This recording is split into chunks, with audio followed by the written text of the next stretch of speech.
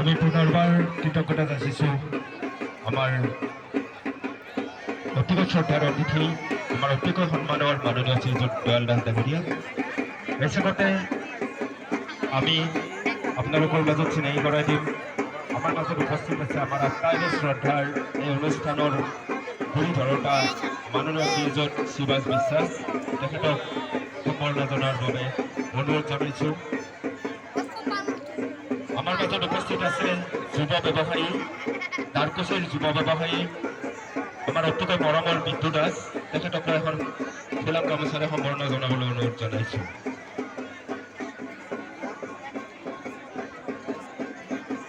আমি এই সম্বৰ্ধনা অনুষ্ঠানটি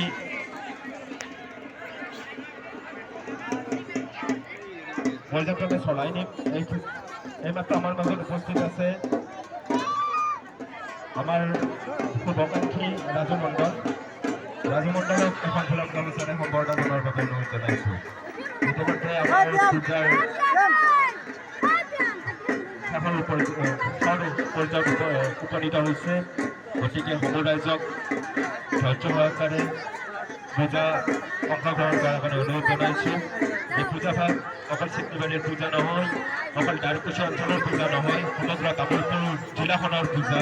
গতিকে আটাই সহায় সহযোগিতা আগবঢ়াব বুলি আশা ৰাখিছোঁ। ধন্যবাদ।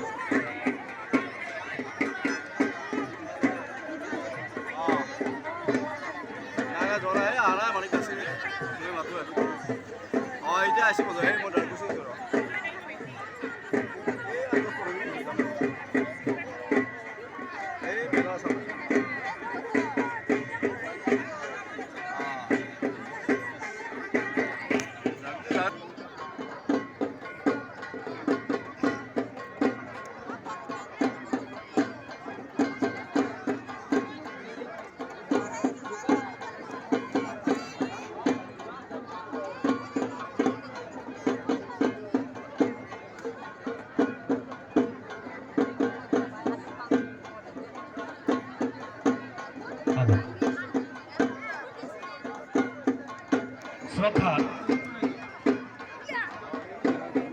প্ৰভাত গ্ৰহকৰ বিশেষ কাৰণবশতঃ আপোনাক কাৰ্যালয়ত বিচৰা হৈছে।